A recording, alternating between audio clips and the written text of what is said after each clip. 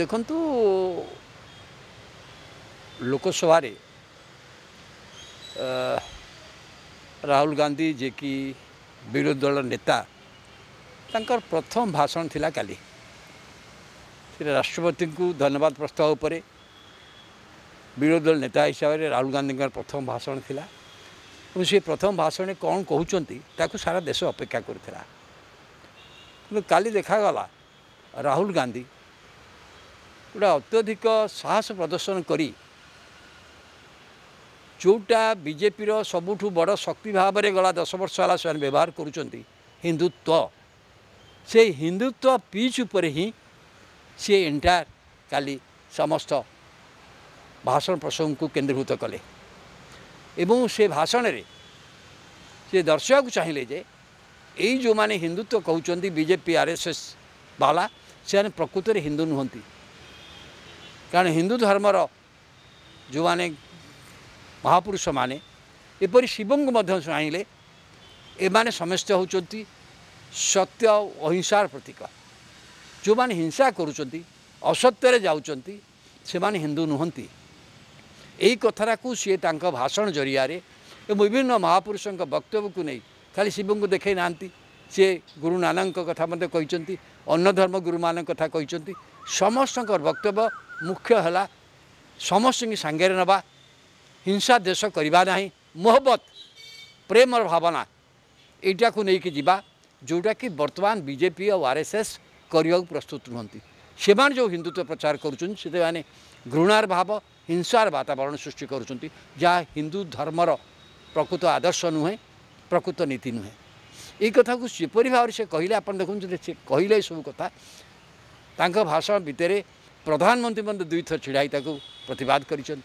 स्वराष्ट्र मंत्री छिड़ा 3 थर प्रतिवाद कर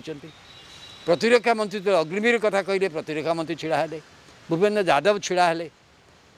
कृषि मंत्री जो एमएसपी कथा कहले से कृषि मंत्री छिड़ा है आप देखु से जो भाव में काली समस्त प्रसंग से नहीं सबू प्रसंग नहीं मुख्य यदि देखिए भाषणर मुख्य दिग है हिंदुत्व प्रसंग में जहाँ को बीजेपी निजर शक्ति बोली भावुला से शक्तिटा को सी जो भाव में काली आघात कर हिंदुत्व पिच उपर एवं प्रमाण कर चेष्टा कर अपेक्षा आम जे विरोधी पक्ष अच्छो से भल हिंदू कारण आम हिंदू धर्म मौलिक आदर्श विश्वास करूँ ये कथा कहवापे आज मुझे जानी प्रधानमंत्री तार कौन रिप्लाय देवे सबू बीजेपी नेता माने जो चलई सारा देश में जे सबू हिंदू को से हिंसक बोली कहले हिंसा सृष्टिकारी बोली कहले से कथा सी वक्तव्य कौटी कही ना से कहते जो मैंने हिंसा करुँच जो मैंने लिंचिंग करुँच जो मैंने हिंसा सृष्टि करुँच विभेद सृष्टि करुँच से हिंदू नुहति बोली कहले मु भावुची या ही नहीं कि ये गोटे बड़ साहस और एक कहले यही कथा करने दृष्टि राम मंदिर जो प्रतिष्ठा है बोली कहते सेठी बीजेपी पराजित है निर्वाचन रे कारण राम एपरी आचरण को समर्थन कले ना तेणु से परिप्रेक्षी में देखा जाए मुझे राहुल गांधी हिंदुत्व मामला रे एपरी एक धरणर वातावरण तांको भाषण जरिया सृष्टि करिसंती जो थे हिंदुत्व प्रसंग नहीं कि अन्य विरोधी माने बीजेपी को भय कर कौन कारण ना से डरा मत ये सब जो कथा कहते से भाषा भितर कहते एवं विरोधी दल मान को भयभीत करने केवल भाव विरोधी दल नेता मान गोटे पर गोटे ईडी फिडी केन्द्रीय एजेंट द्वारा गिरफ्त कराऊँ अरविंद केजरीवाल ना भी नहीं एवं झारखंड पूर्वतन मुख्यमंत्री हेमंत सोरेन कथा कहते ये सबू भाव में देखिए आपण सी काली हिंदुत्व पिच उपर बीजेपी की गोटे बैकफुट को पठे देते